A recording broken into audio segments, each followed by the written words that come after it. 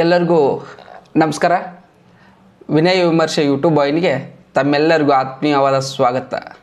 ಸ್ನೇಹಿತರೆ, ದೊಡ್ಡ ಮನೆ ಹುಡುಗ ಯುವರಾಜ್ ಕುಮಾರ್ ಅವರು ಪ್ರಪ್ರಥಮ ಬಾರಿಗೆ ನಾಯಕ ನಟರಾಗಿ ಅಭಿನಯಿಸಿರುವ ಯುವ ಚಿತ್ರವನ್ನು ನಾನು ನೋಡ್ಕೊಂಡು ಬಂದೆ. ಈ ಚಿತ್ರ ನೋಡಲು ಬಹಳಷ್ಟು ಕಾರಣಗಳಿದ್ದು, ಅದರಲ್ಲಿ ಮುಖ್ಯವಾದದ್ದು ಒಂದು ರಾಜ್ಕುಮಾರ್ ಅವರ ಮನೆತನದಿಂದ ಬರ್ತಿರುವ 3ನೇ ತಲೆಮಾರಿನ ನಾಯಕ ನಟನನ್ನು ನೋಡೋದು ಒಂದಾಗಿತ್ತು.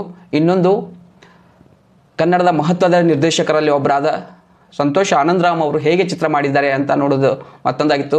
ಅದರ ಜೊತೆಗೆ ಕನ್ನಡದ ಮಹತ್ವದ ಫಿಲ್ಮ್ ಪ್ರೊಡಕ್ಷನ್ ಕಂಪ್ನಿಯಾದ ಹೊಂಬಾಳೆ ಫಿಲ್ಮ್ಸ್ ಅವರು ಈ ಚಿತ್ರವನ್ನು ನಿರ್ಮಾಣ ಮಾಡಿದ್ದಾರೆ. ಈ 3 ಅಂಶಗಳಿಗಾಗಿ ಈ ಚಿತ್ರವನ್ನು ನಾನು ನೋಡ್ಕೊಂಡು ಬಂದೆ. ಈ ಚಿತ್ರದ ಒನ್ಲೈನ್ ಸ್ಟೋರಿ ನೋಡೋದಾದರೆ, ನಮ್ಮ ಕಥಾನಾಯಕ ಯುವ ಮಂಗಳೂರಿನ ಒಂದು ಕಾಲೇಜಿನಲ್ಲಿ ಓದ್ತಾ ಇರ್ತಾನೆ. ಅಲ್ಲಿ ಒಂದು ಗ್ಯಾಂಗ್ವಾರಿಗೆ ಕಾರಣ ಆಗ್ತಾನೆ. ನಂತರ ಅವನ ಜೀವನದಲ್ಲಿ ಏನಾಗ್ತಿದೆ, ಅವನಿಗೆ ಬರುವ ಸಮಸ್ಯೆಗಳೇನು, ಅವನ ಕುಟುಂಬಕ್ಕೆ ಬಂದ ಸಮಸ್ಯೆಯನ್ನು, ಅದನ್ನು ಹೇಗೆ ಬಗೆಹರಿಸ್ತಾನೆ, ಆ ಸಮಸ್ಯೆಯನ್ನು ಬಗೆಹರಿಸುತ್ತಾ ಹೇಗೆ ಒಂದು ಮಹತ್ವದ ಸಾಧನೆ ಮಾಡ್ತಾನೆ ಎನ್ನುವುದಾಗಿದೆ. ಈ ಚಿತ್ರದ ಮೊದಲ ಅರ್ಧದಲ್ಲಿ ತುಂಬ ಮಾಸಿಯಾದ ಡೈಲಾಗ್ಗಳಿವೆ, ಫೈಟ್ ಶೀನ್ಗಳಿವೆ, ಜೊತೆಗೆ ಲೋಕಲ್ ಮತ್ತು ನಾನ್ ಲೋಕಲ್ ಎನ್ನುವ ಸಂಘರ್ಷಗಳಿಂದ ಉಂಟಾಗುವ ಸಮಸ್ಯೆ ಇದೆ. ಹೀಗಾಗಿ ತುಂಬ ಅಂಶಗಳನ್ನು ಮೊದಲ ಅರ್ಧದಲ್ಲಿ ತಂದಿದ್ದಾರೆ. ಇಲ್ಲಿ ಉಂಟಾಗುವ ಸಂಘರ್ಷದಿಂದಾಗಿ ನಡೆಯುವ ಹೊಡೆದಾಟಗಳಲ್ಲಿ ಯುವ ಅವರು ತುಂಬ ಚೆನ್ನಾಗಿ ಅಭಿನಯವನ್ನು ಮಾಡಿದ್ದಾರೆ. ಅವರ ಫೈಟ್ಗಳನ್ನು ನೋಡಿದಾಗ ಅವರು ತಯಾರಿ ಮಾಡಿಕೊಂಡು ಬಂದ ರೀತಿ ನಮಗೆ ಗೊತ್ತಾಗ್ತದೆ. ಒಬ್ಬ ನಾಯಕ ನಟನಾಗುವವನು ಹೇಗೆ ತಯಾರಿ ಮಾಡ್ಕೊಂಡು ಬರಬೇಕು ಎನ್ನುವುದಕ್ಕೆ ಸಾಕ್ಷಿಯಾಗಿ ಯುವ ಅವರು ನಿಲ್ತಾರೆ. ಇನ್ನು ಈ ಚಿತ್ರದ ದ್ವಿತೀಯಾರ್ಧದಲ್ಲಿ ಮಧ್ಯಮ ವರ್ಗದ ಕುಟುಂಬದ ಸಮಸ್ಯೆ, ಆ ಸಮಸ್ಯೆಯನ್ನು ಬಗೆಹರಿಸಲು ಹೋರಾಡುವ ನಾಯಕ, ಈ ರೀತಿಯ ಚಿತ್ರಣವಿದೆ. ಈ ಚಿತ್ರದ ಒಂದು ವಿಶೇಷತೆ ಅಂದರೆ, ಇಲ್ಲಿ ಯಾರೂ ದೊಡ್ಡ ವಿಲನ್ಗಳಿಲ್ಲ. ಜೀವನದಲ್ಲಿ ಬರುವ ಸಮಸ್ಯೆಗಳೇ ಭಾಳಷ್ಟು ದೊಡ್ಡ ವಿಲನ್ಗಳಾಗ್ತವೆ. ಅದನ್ನು ಹೇಗೆ ಎದುರಿಸ್ತೇವೆ ಅನ್ನೋದೇ ಮುಖ್ಯ. ಅದಕ್ಕಾಗಿ ಈ ಚಿತ್ರ ಮುಖ್ಯವಾಗಿ ಏನನ್ನು ಹೇಳಲಿಕ್ಕೆ ಹೊರಟಿದೆ ಅಂದರೆ, ಬದುಕು ಒಂದು ಹೋರಾಟ, ಆ ಹೋರಾಟ ನಿರಂತರ ಎನ್ನುವುದನ್ನು ಈ ಮೂಲಕ ಅವರು ಹೇಳಲು ಹೊರಟಿದ್ದಾರೆ ಮತ್ತು ಅದರಲ್ಲಿ ಯಶಸ್ವಿ ಕೂಡ ಆಗಿದ್ದಾರೆ. ಸಮಸ್ಯೆ ನಮ್ಮನ್ನು ಎದುರಿಸುವ ಮೊದಲು ಸಮಸ್ಯೆಯನ್ನು ನಾವು ಎದುರಿಸಬೇಕು ಅನ್ನುವ ಮಾತು, ಜೊತೆಗೆ ಒಬ್ಬರಿಗೋಸ್ಕರ ಒಂದು ಗುಂಪು ಇರ್ತದೆ, ಒಂದು ಗುಂಪಿಗೋಸ್ಕರ ಒಬ್ಬನಿರ್ತಾನೆ ಅನ್ನುವ ಒಂದು ಸಂಭಾಷಣೆಗಳು ಬಹಳಷ್ಟು ಇಷ್ಟವಾಗ್ತವೆ. ನಿರ್ದೇಶಕ ಸಂತೋಷ್ ಆನಂದರಾಮ್ ಅವ್ರ ಬಗ್ಗೆ ಮಾತನಾಡಲೇಬೇಕು. ಕ್ಲಾಸ್ ಮತ್ತು ಮಾಸ್ ಎರಡೂ ವರ್ಗದ ಪ್ರೇಕ್ಷಕರನ್ನ ಕರೆತರುವ ಒಂದು ಸೂತ್ರ ಅವರಲ್ಲಿದೆ. ಹೀಗಾಗಿ ಬಹಳಷ್ಟು ಜನ ಫ್ಯಾಮಿಲಿ ಆಡಿಯನ್ಸು ಸಹ ಈ ಚಿತ್ರಕ್ಕೆ ಬಂದಿದ್ದರು. ಇಲ್ಲಿಯ ಪಾತ್ರಗಳನ್ನು ಗಮನಿಸುವುದಾದರೆ, ಯುವ ಅವರು ಒಬ್ಬ ಮಗನಾಗಿ, ವಿದ್ಯಾರ್ಥಿಯಾಗಿ, ಫುಡ್ ಡೆಲಿವರಿ ಬಾಯ್ ಆಗಿ ಮತ್ತು ಕುಸ್ತಿಪಟುವಾಗಿ ಅದ್ಭುತವಾದ ಅಭಿನಯವನ್ನು ನೀಡಿದ್ದಾರೆ.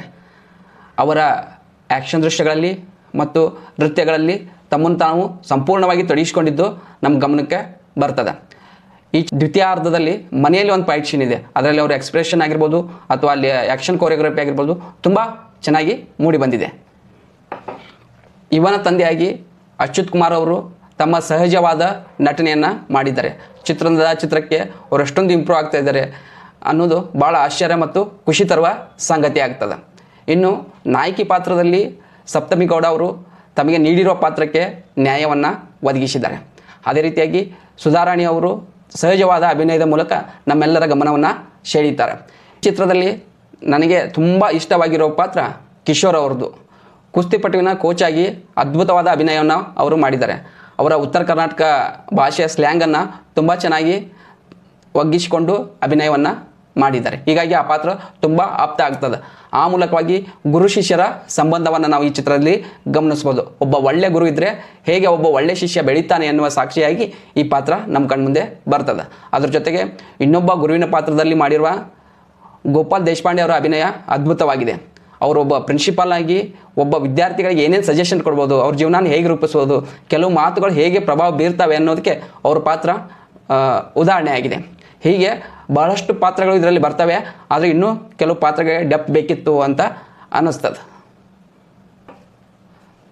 ಇನ್ನು ಸಂಗೀತದ ವಿಷಯಕ್ಕೆ ಬರೋದಾದರೆ, ಅಜನೀಶ್ ಲೋಕೇಶ್ ಅವರ ಹಿನ್ನೆಲೆ ಸಂಗೀತ ತುಂಬ ಚೆನ್ನಾಗಿದೆ. ಆದರೆ ಹಾಡುಗಳು ಇನ್ನೂ ಚೆನ್ನಾಗಿ ಮಾಡ್ಬೋದಿತ್ತು ಅಂತ ಅನ್ನಿಸ್ತು. ಅದ್ರ ಜೊತೆಗೆ ಒಂದು ಹಾಡಿನಲ್ಲಿ ವಚನ ಬಳಸಿಕೊಂಡಿದ್ದು ಚೆನ್ನಾಗಿದೆ. ಈ ಚಿತ್ರ ಬಹುತೇಕವಾಗಿ ಪಾಸಿಟಿವ್ ಅಂಶಗಳಿಂದ ಕೂಡಿದೆ.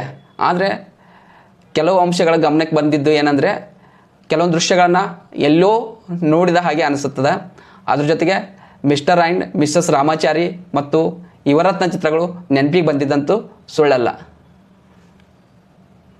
ಹೊಂಬಾಳೆ ಪ್ರೊಡಕ್ಷನ್ ಆಗಿರುವುದರಿಂದ ಭಾಳಷ್ಟು ರಿಚ್ ಆಗಿ ಇಲ್ಲಿಯ ದೃಶ್ಯಗಳು ಮೂಡಿ ಬಂದಿವೆ. ಅವರು ಕನ್ನಡಕ್ಕೆ ಒಬ್ಬ ಒಳ್ಳೆಯ ನಾಯಕ ನಟನಾಗಿ ಬೆಳೀತಾರೆ ಅನ್ನುವ ಭರವಸೆ ಈ ಚಿತ್ರದಿಂದ ಮೂಡಿದೆ. ಈ ಚಿತ್ರದ ಮೂಲಕ ಒಬ್ಬ ಒಳ್ಳೆಯ ನಾಯಕ ನಟ ನಮ್ಮ ಕನ್ನಡ ಚಿತ್ರರಂಗಕ್ಕೆ ದೊರಕಿದ್ದಾರೆ.